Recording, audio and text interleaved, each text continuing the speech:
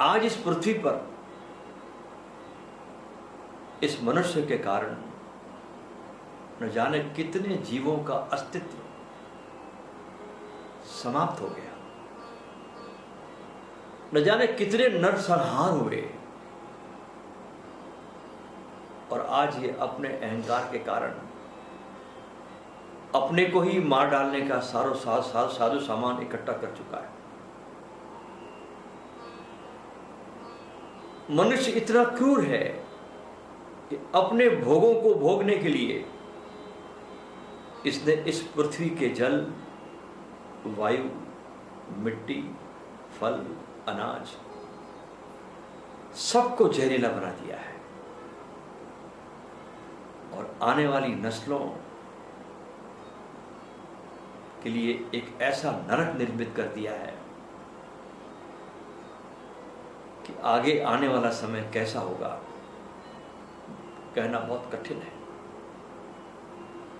और आश्चर्य है कि फिर भी यह अपने को महान, सभ्य और बुद्धिमान कहता है। हरदम युद्ध की सामग्रियां तैयार करना, जीवन के प्रति कोई प्रेम नहीं है, मृत्यु की तरफ प्रेम है।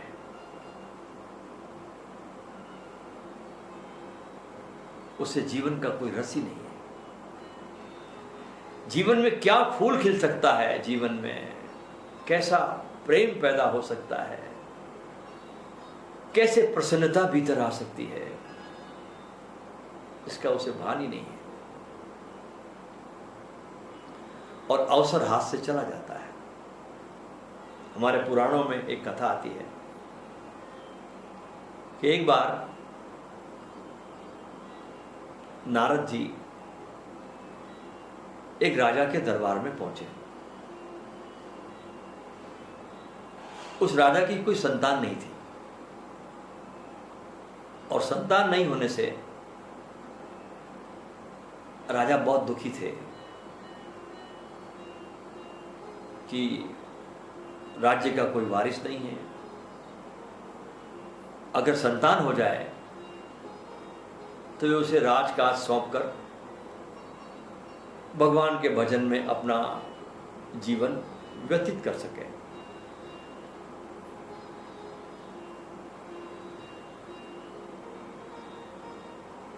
नारद जी जब वहां पर गए राजा के पास, तो नारद जी ने उस राजा से एक वचन लिया। क्या वचन लिया? कि अगर पुत्र पैदा हो जाता है तो पुत्र के जन्म लेते ही वे संन्यास ले लेंगे।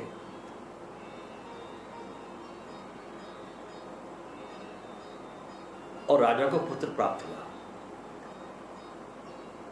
पुत्र प्राप्त हुआ, बेटे का जन्म हुआ। जैसे कि पुत्र की जब 6वें दिन कुछ कार्य होता है तो छठी हो जाने पर नारद जी फिर आए और राजा को अपना वचन स्मरण दिलाया। राजा ने कहा, ऋषिवर, अभी तो मैंने ठीक से पुत्र का मुख भी देख नहीं पाया हूं, इसे कम से कम गुरुकुल तो जाने दीजिए, उस समय चलूंगा। नारद जी मुस्कुराए और लौट गए।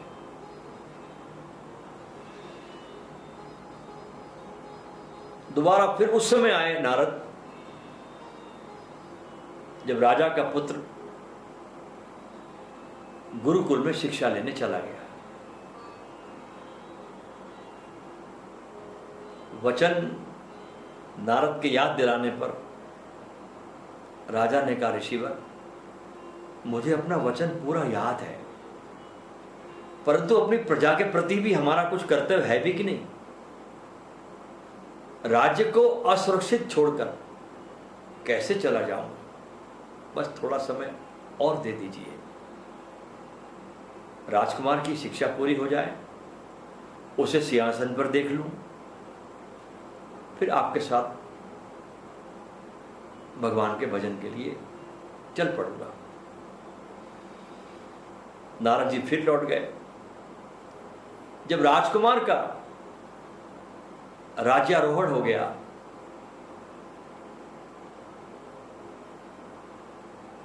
राज दरबार के सिंहासन पर बैठ गए पुत्र, तो नारद जी ने कहा, राजन, अब तो आपकी सभी इच्छा पूरी हो गई है। अब आप मोह को त्यागिए और चलिए हमारे साथ। गुरु सदा पुकारता है, गुरु सदा आवाज देता है, लेकिन आदमी अपने मोह में इतना मूर्छित हो जाता है कि वो आवाज गुरु की इसको सुनाई नहीं पड़ती। नारद ने ऐसे ही कहा सम्राट से, अब तो आपकी सब इच्छाएं पूरी हो गई है, अब आप मोह को त्यागिए और चलिए मेरे साथ। राजा ने कहा, प्रभु, आप तो सभी धर्म के ज्ञाता है, कर्मों के ज्ञाता है, और शास्त्रों में कहा गया है कि अपनी संतान का विवाह करना भी माता पिता का कर्तव्य है।